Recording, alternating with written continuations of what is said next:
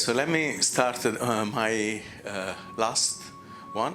And don't worry, there are no codes here, so we can just go back to slides.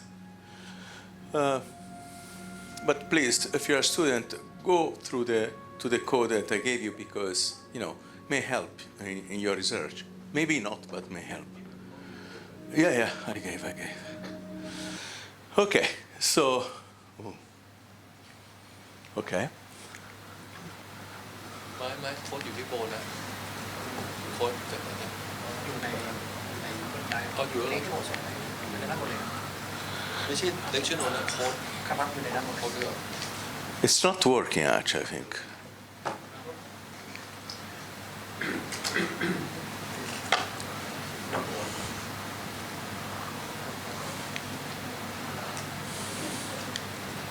Yeah, it's not work. Now it works. Maybe it works now. Yes. Okay. Thank you very much. Okay. So I want to introduce something that I've been working recently. So this is my my field, actual field of research, and I hope that also this may, with these mineral theories, I maybe also want to work with someone here in Thailand. Because I find it a very interesting way of dealing with dark energy theories. Okay, so what's the idea of minimal theories? What we saw so far is that I gave you some kind of hints in the previous lecture. One is that generally, when one scalar field is possible but not trivial to go through a phantom crossing, which Daisy seems to suggest. And the reason for that is because we may end up typically in instability, okay? Now, having said that, actually, the instability comes, what are these instability? The instability comes from perturbations. If you were in the public lecture, at some point I put a bridge, and the bridge it looks very stable, but you have to make the bridge stable against several perturbations, several wavelength of perturbations, also in principle small. So if you put some little vibration, your bridge, if it's not stable, may break down actually. And the same thing with model. Even you start with a very homogeneous and isotropic situation, if your instabilities grow unstable, what happens is very fast, much in a time scale which is much less than Hubble time, you will develop instability. And what's the problem with that is that your homogeneous and isotropic solution will become a bad approximation. But we see homogeneous and isotropic at large scale configuration. Therefore, whatever model does not lead to stable evolution at large scale would be unviable, okay? Because it would not give what we see. Okay. Now the idea is then, okay. The idea is, okay, can I? So suppose I have a model that would lead to an unstable mode. Is there a way to remove it? It's like if you have in a classroom some student who makes lots of noise. One way is to say, please go in another room, and then silence will come back, right? So is there a way to lead this student or whatever in a way out of the classroom, actually, as if the student would not exist at all, okay? And that's I'm not suggesting to kill students, okay? I'm just to find a way to prevent the existence of those students from the beginning, okay?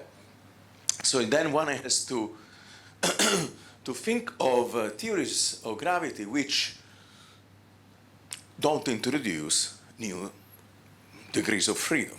So we know that general relativity introduces two polarization for the tensor modes, if you want, to gravitons, okay? two polarization for the graviton. Now, what happens? Those two polarization are the degrees of freedom of the theory. If you want, they are the particle beyond the classical picture of the theory. Okay? So once you quantize those perturbations, you will have what the object that we call gravitons. Now, the idea is, okay, let's introduce, when we introduce, say, quintessence of a scalar tensor theory, typically we add a scalar. The tensor is the graviton, but the scalar is a new object. And this new object leads to some propagating mode, a wave, an extra wave mode which propagates, which goes everywhere and anytime. And beyond that wave, as light tell us, there is a particle. Okay? So essentially, the idea is that let's build up a theory which does not have, from the beginning, particles except the gravitons, the two polarization. Okay, so if I only consider gravity, so which means I don't consider photons, I don't consider baryons, okay, only gravity. Gravity is like general relativity in the sense it has only, it doesn't work, honey. It doesn't work. I guess if I don't use it for some time, it stops working. My yesterday was very stable. Okay, now it works. No, now it doesn't work. Okay. Do it again. Okay, good. Now, so essentially what I'm looking for are theories with only 2 degrees of freedom in the gravity sector.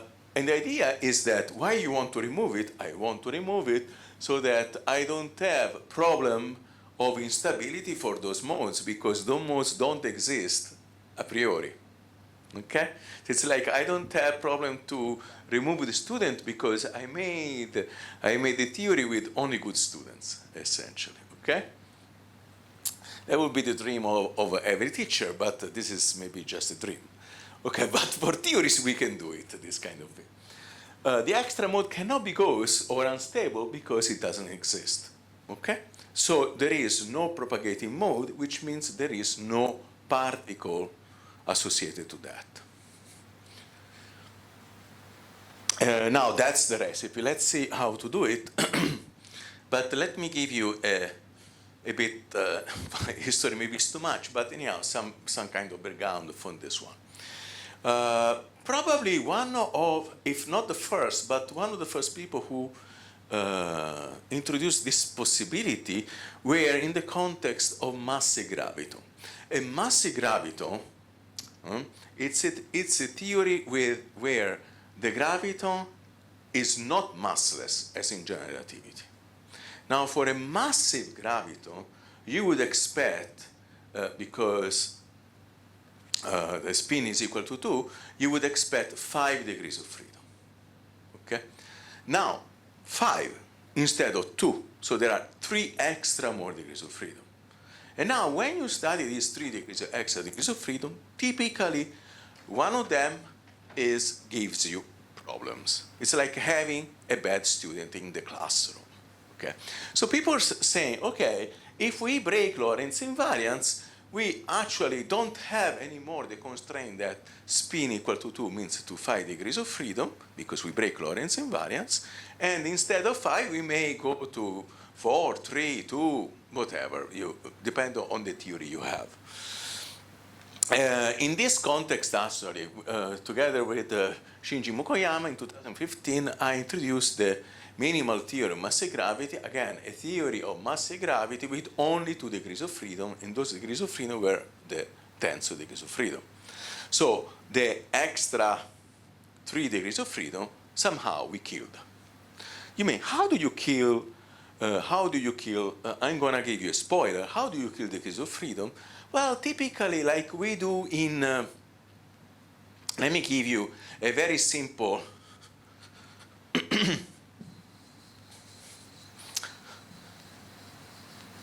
the idea is from classical mechanics. Now, suppose that you have the Lagrangian of a free particle. This is 1/2 m. Let's consider 2 dimensions. This is the kinetic term of an object, right? Then you can put maybe a potential in terms of the height. Suppose, I don't know, r cosine theta, whatever. Maybe mgr cosine theta, for instance. That would be m times the height, mg times the height. And then finally, what you may have? You may have a constraint.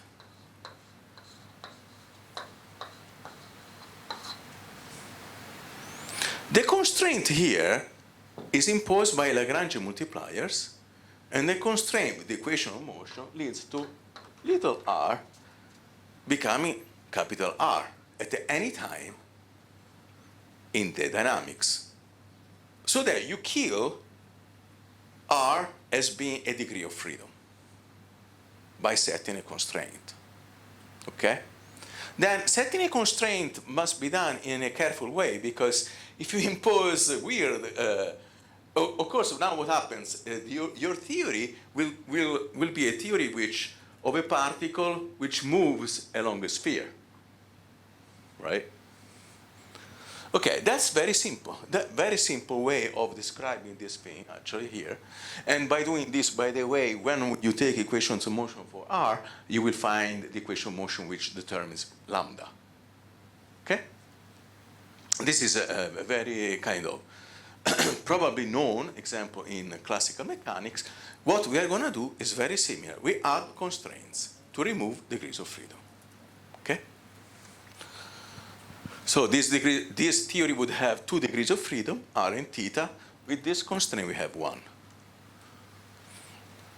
Okay, now, it works very well. So then, this thing was introduced so that three-dimensional work and massive gravity theory would have a three-dimensional stable construction. And these people here introduced MMG construction, which was an extension of removing degrees of freedom from a scalar tensor theory. For this theory in particular, we found that was a non-trivial phenomenology, which unfortunately was a bit constrained. But out of that, actually, some new theories and branches were introduced. And in particular, I'm going to talk about this VCDM. Okay. Oh, no, here. Now, so how does it work, this one? Okay, this one is a theory that I introduced with Mukoyama-san and Andrea Doll in 2020. And I think it's studied up to some detail now, up to now.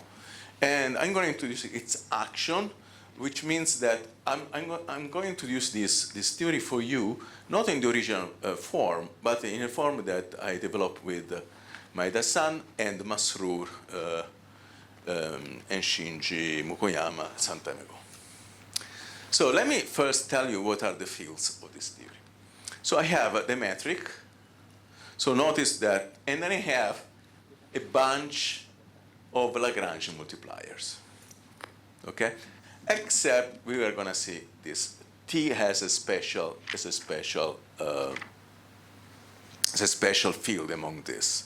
But you notice that I am using massively Lagrangian multipliers for this. The action is the following. Ooh, it's a bit, okay. I don't know. I don't have very much aesthetic into judging action, but it's a bit 2 lines of actions, okay?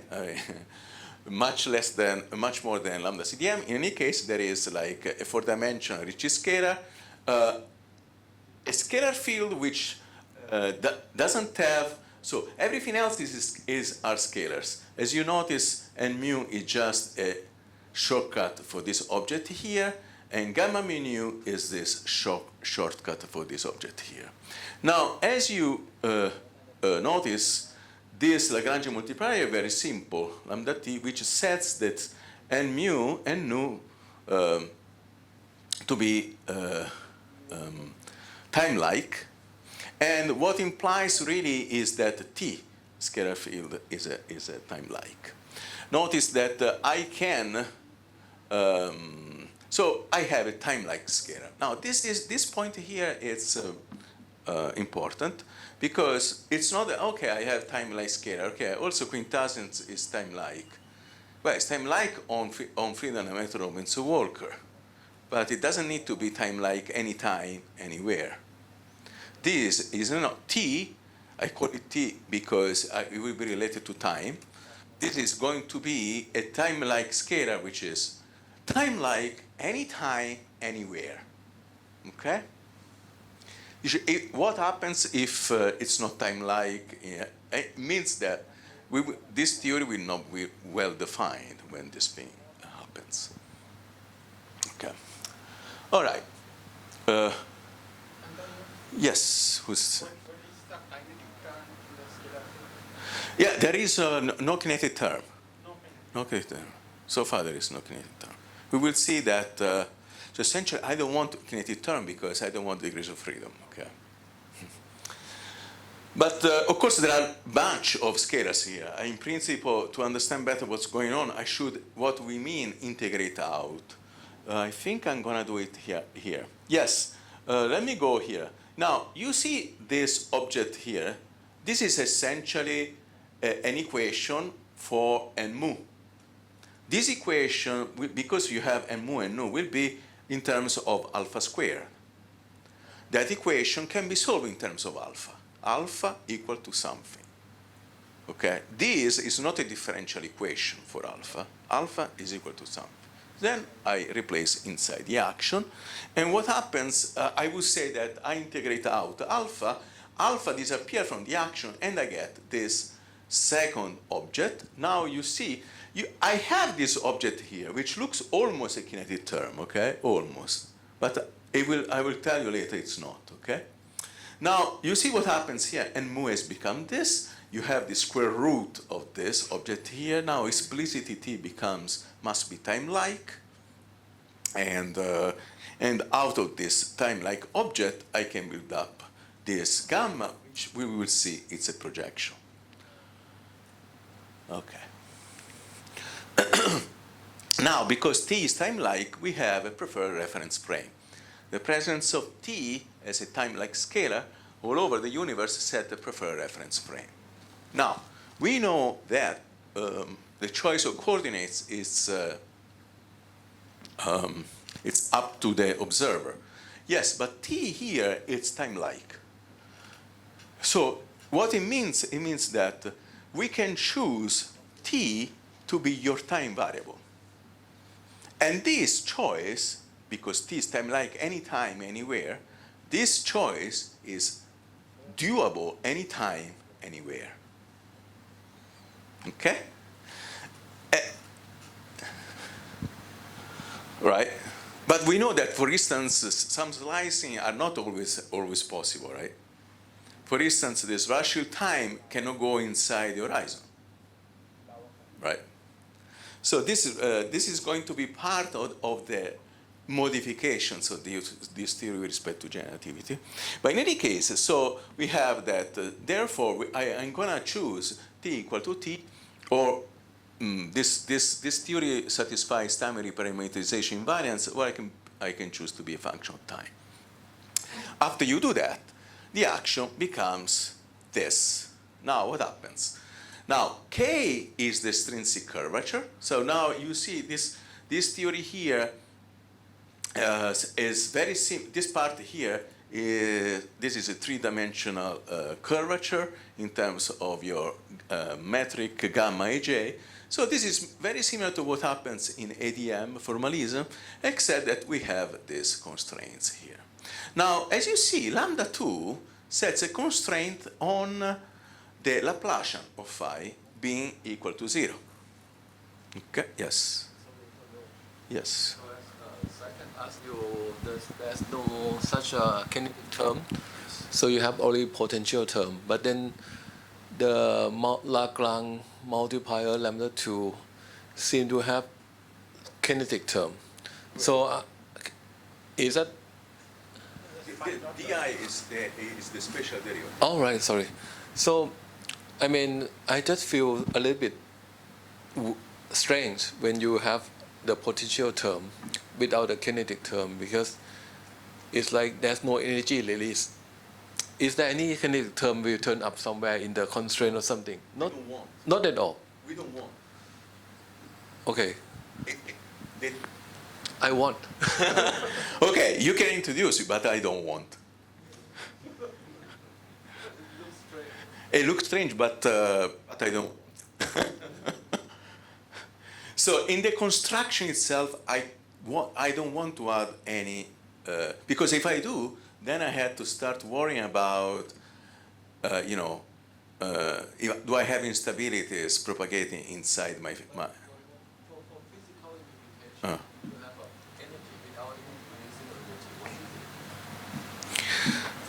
No, this is an object will have, okay. This scalar field has equations of motion. This is what you have to take care. And equations of motion here is a Laplacian. You have a Laplacian equal to 0. Oh, this is a special part. No, because we chose in this preferred reference frame. Of course, you can boost the whole thing if you want, but this is in this reference frame, as long as T is time-like. Now, the thing that I want to tell you here, we can go further, okay? And the reason why, you notice that lambda, which is another Lagrange multiplier, has an equation of motion which reduces to this. And again, this is not a differential equation. It's lambda is a function of other fields, so I can put it back into the action. I can integrate out lambda, and I can go into this thing. You know, the Lagrange multipliers, one after the other, up to some point, are disappearing. Okay? Now you see here, yeah, R, K, extrinsic curvature square. So if you took the three terms, this is nothing but ADM formalism for the Ricci scalar, We have a potential, and then again, this is a box, MK. Now, what you can see here, I made integration by parts, and now the Laplacian is moved into lambda 2. And now what you can see, phi is a Lagrange multipliers. Because you don't have any derivative applied to it. And then you can integrate out, and the solution, which I cannot give you a formal solution because there is a general function here, but it can be written into this form. So in principle, you replace phi into here, and you will get a theory with degrees of freedom which are gamma aj, your 3D metric, and what is important, you will get this Laplacian lambda 2.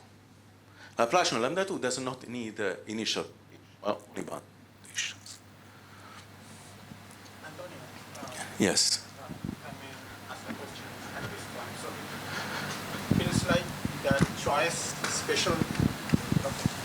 Sorry. It feels like the special choice of the slicing was a crucial one in your construction, and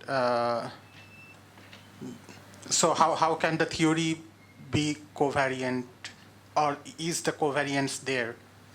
Yeah, the covariance here is hidden, but the point you have a time-like scalar every time, anywhere, by construction. This is different from standard quantum field theory. Because you have a scalar which is by construction is time-like, anytime, anywhere, of course you can choose T, capital T to be time. What if on that slicing, like usually, say when we choose FLRW metric, we choose a slicing where, say, the matter distribution is homogeneous, and like these two slicing. Yeah, but okay, remember this theory is invariant under time reparametrization. Okay, so you can choose t to be function of time actually. So you can change t into another function of time actually. That you can do it. Okay. So yes, so in principle you can choose your lapse to be 1 in principle and something like that.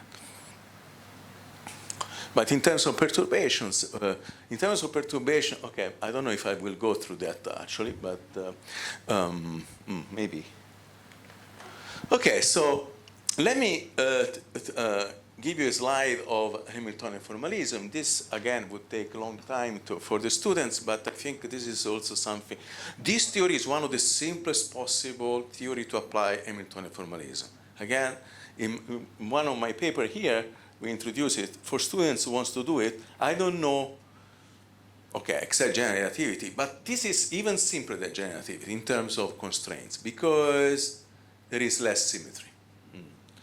In any case, so this is the Lagrangian for this theory here, and if I write the Hamiltonian in terms of in the standard Legendre transformation, you will get this Hamiltonian. You see that n and I, the lapse and shift, are linear input constraints, and we have these other constraints coming from these fields here. And what happens is that we will have, in this formalism here, phi is considered to be a field. Any linear object here, it's Lagrangian multipliers, so only sets constraints. So we'll have 6 variables coming from gamma aj, which is symmetric and 3-dimensional, and 1 coming from the field phi, for which pi phi is the conjugate momentum. So we'll have 14 phase space variables, and the constraints. 3 constraints are first class, I mean, coming from this one with connecting to phi. So what it means is that you break 4D diffeo, but what you are left is 3D diffeo plus time reparameterization. Okay? So this is 3D diffeo remains, so we have 3 first class constraints, and we have 1, 2, 3, wait a second. And then we have 4, yeah, I'm sorry. So we have 1, 2, 3, 4, because these are first class. Every other constraint second class, we have 4, so in total 10 constraints. They are second class, for instance, because this constraint here doesn't commute with this one. So Poisson bark is not equal to 0. So finally, 14 minus 10 divided by 2, 2 degrees of freedom. I'm sorry, it's a very short thing, but this is a way to calculate the degrees of freedom non-perturbatively. Okay. Okay, after we end up with 2 degrees of freedom, which is the number that I want the theory to have, let me go ahead. So how do I apply this one in cosmology? Okay. Okay. In cosmology, what we find is this.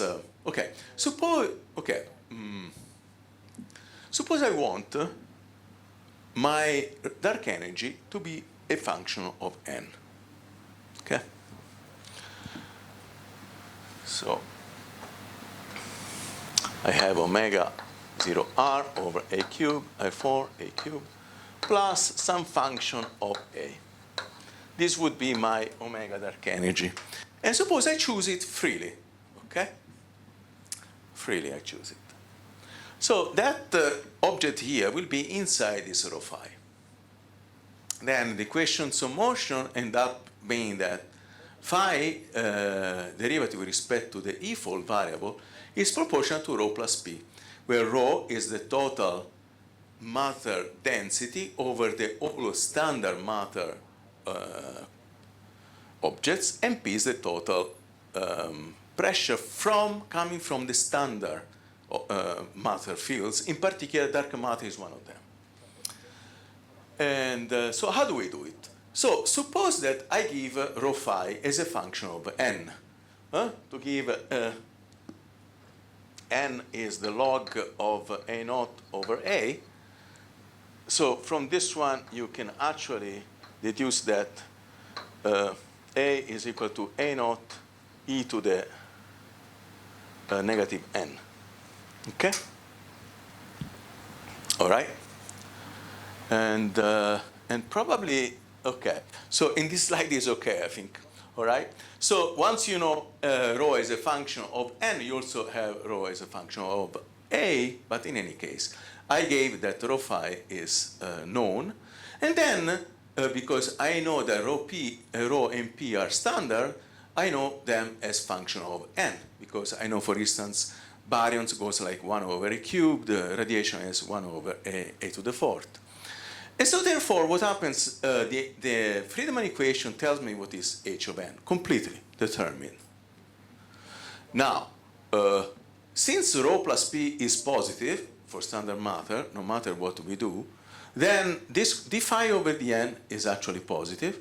So what does it mean? That in principle, I can solve this equation as n is a function of phi.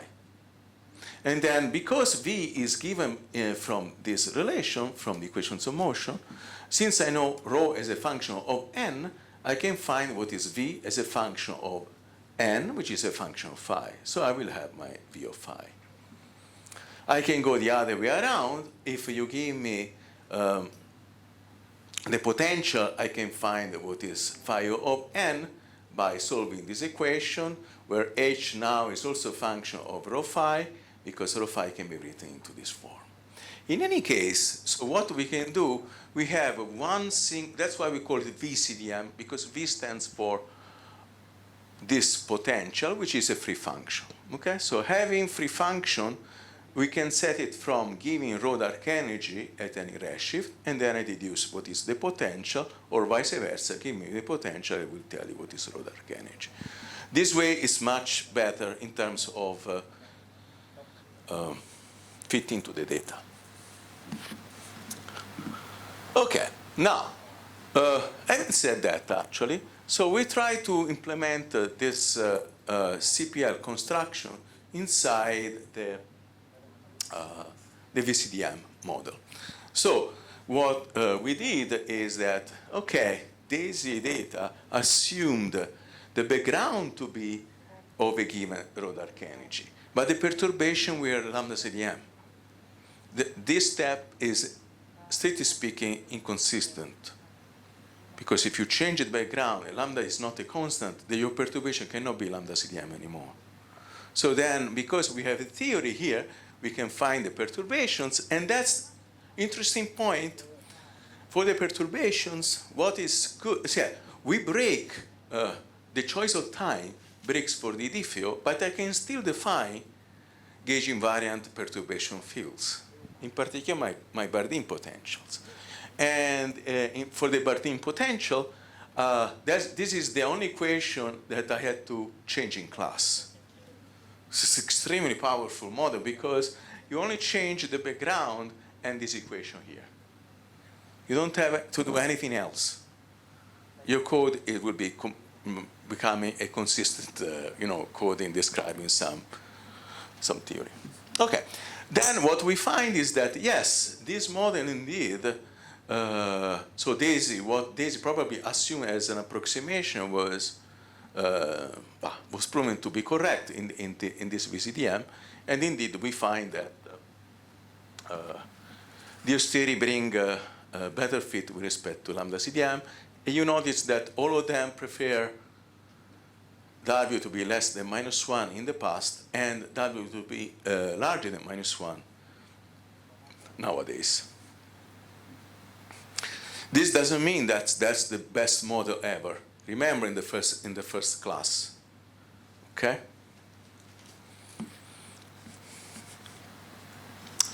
Okay, how much time am I left with? 20 minutes? 18? Okay, 18 plus minus 2. 48. 8 minutes. Okay, then it's not 18 plus minus 2. Okay, it's... Okay, then in 8 minutes, I think I had to speak much faster than now. No, okay. So then we assume this kind of polarization. We get this kind of constraints. Okay, maybe I want to go to another model. What I mean here is that indeed you can embed whatever background you want to study in this theory in a safe way. For instance, there are people in Brazil that said, okay, they want to study this as a switch for W dark energy, going from a constant, negative constant, to a positive constant. Okay. Now this is, okay, I put here that, so, yes, so what's the problem? Some people are worried about the W less than -1. In principle, yeah, you may have some ghost degrees of freedom, although in this theory they're not there by construction. But, so in the usual sense, this would be a bit problematic. But to be honest with you, this comes after you quantize. And the quantization of ghost is actually something subtle. And there are groups, including Sasha and other people, Anselmi in Italy, that they try to make sense of this ghost, okay? This is an important issue. But this theory doesn't have it because it doesn't introduce extra particle.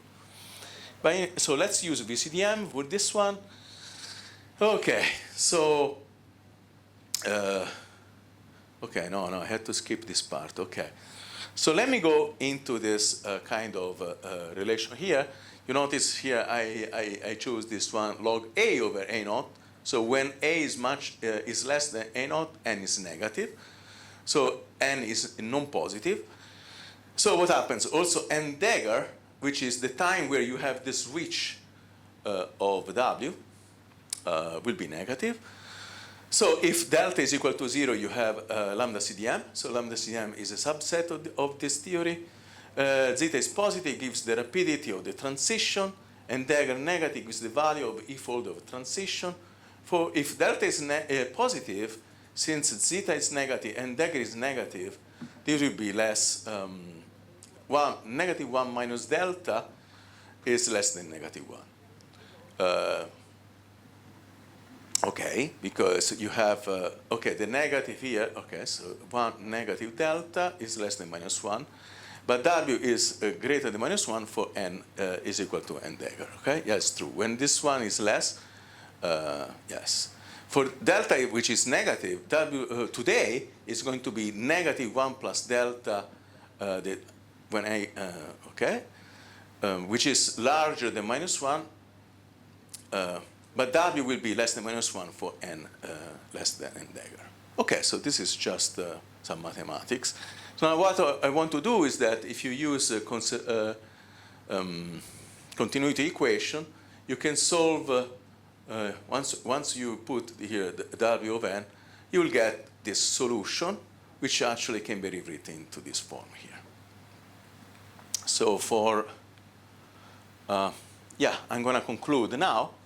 So having rho phi, now we can put it inside the code, and we end up here with the conclusion. Now, if we use, you see, Planck alone, Planck plus Daisy, and you introduce Daisy 5, you notice that the chi-square with respect to lambda CDM for this theory goes up to significance of 5, which is very good, actually. But it doesn't mean this is the best model, again, because this model is still not known. But what it means that, yes, I mean, we can implement models which, you know, fit the data better than lambda CDM in a paradigm which is under control because we have a Lagrangian for it. Okay. Okay. So what is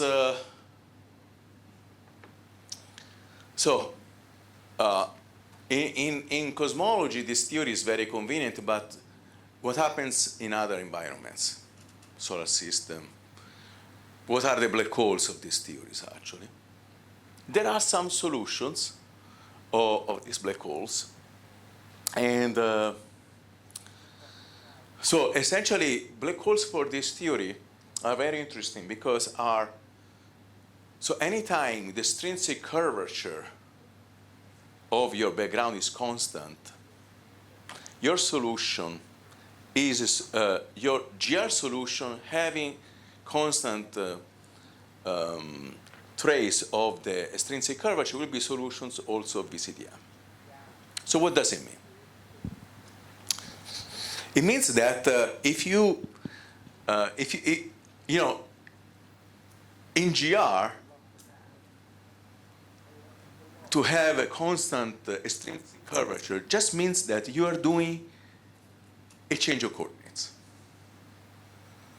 And the change of coordinates is done so that you had to comply with equations that the trace of the extrinsic curvature is equal to 0.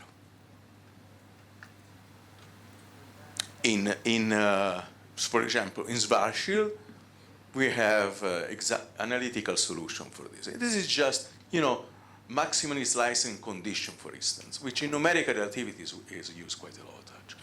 So that slicing exists. Okay, fine. Those solutions are solution of VCDM. Okay, fine. And then what happens? The slicing sometimes, so when you do this coordinate transformation, the slicing does not need to exist at all coordinates outside, from the center. So there could be a breaking of the slicing at finite R. And in this theory, a breaking of the slicing is actually a singularity.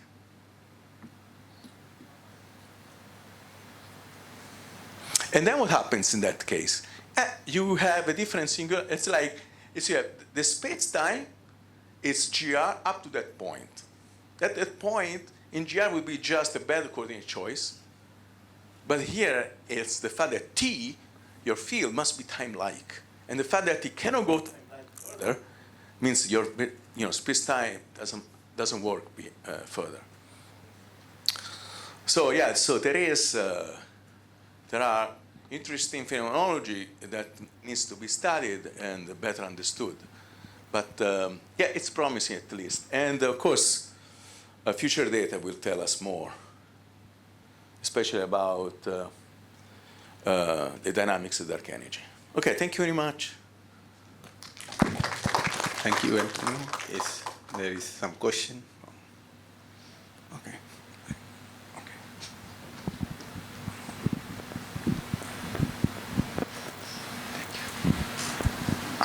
I just would like to know how can we choose the best omega for our model? You showed this. How do we know what is the best fit for every model for the equation of state parameter? Okay, that's a very good question. But a priori, you cannot know. I mean, so the point is that what is the best function of omega dark energy that fits the data in the best possible ways? So we don't know. So what people do, okay, let me tell you what people do. Some people try to do machine learning. Okay, they tell the program to use functions and update the choice. Yes, this is a possibility, but so far I have not found anything because this process works very well if you have extremely precise data. Okay, and the thing that we don't have so far, because W dark energy has big error bars actually, so you can put many functions inside there. The second possible way, which is the people essentially what Daisy did, they say, okay, we don't know it, let's find some parameterization.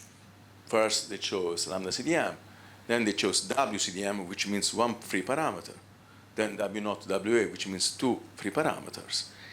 And they stopped, because in principle you could do 3 parameters, 4 parameters. And I think they stopped probably because, again, since the data are not so precise, you start losing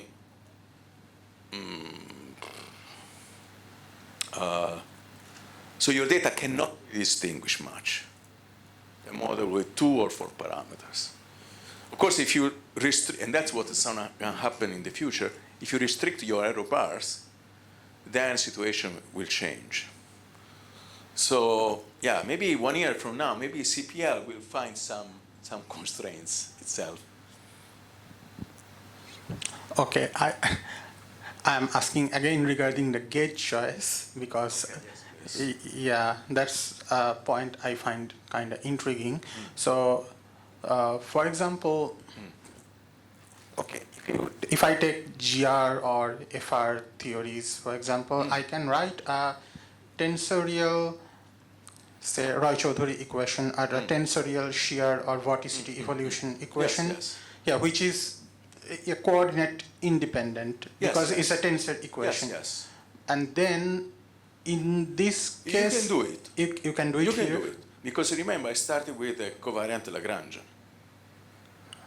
The first action that I ever wrote Yes, yes. it was covariant. So you can do anything covariant you want, except T is time-like. So as you want, you do whatever Ricciardo equation you write it down. Okay. But then at some point you can take a VEV for T, capital T field, to be time. Okay. You can do it at first, when you start. You can do it at the end. You can do it at any level. Or you can choose T to be functional time, whatever. So anytime you have T or space is time-like, you can go into that frame. You can do a boost. It is always possible to choose a frame like that as long as T is time-like. Exactly. Okay, that's okay. So you can find your T mu, you can find your whatever you to study in a covariant formalism. But then if you apply, say, for some specific background or whatever, then it's convenient to choose T equal to T. Oh, okay. So the fact that you are having a non-propagating degree of freedom, that does not depend on the particular slicing choice. That just depends on the assumption that capital T is time-like. Correct. That's the crucial. Okay, that's the crucial point. point. Not the That's the crucial point. yeah. It's like, suppose in other, for example, there are theories of gravity we introduce, for instance, teleparallel theories, right? By definition, they have gamma to have a non-symmetric component, right? So this is part of the definition. In this theory, part of the definition is one field is anytime, anywhere, time-like. Yes, and that is the crucial point which helps you to reduce 1 degree of freedom and the particular gate choice. Yes. Okay. Yes, please. Sure. How did you decide that you have to include 6 scalar fields with the metric for the complete description of the theory?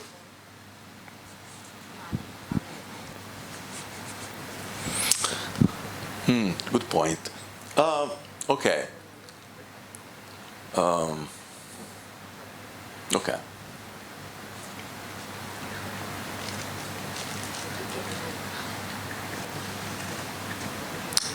So,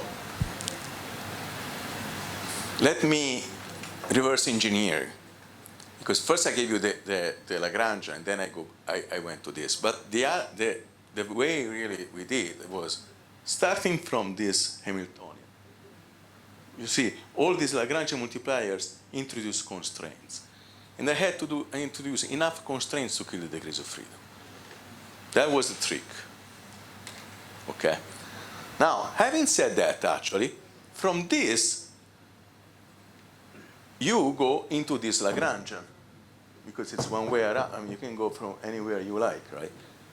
After you go into this, you say, aha, this looks like I introduced a Lagrangian in ADM formalism. So there should be a time-like scalar that I set to be equal to T. And then it's like, how do I write a Laplacian? So these are standard things in ADM.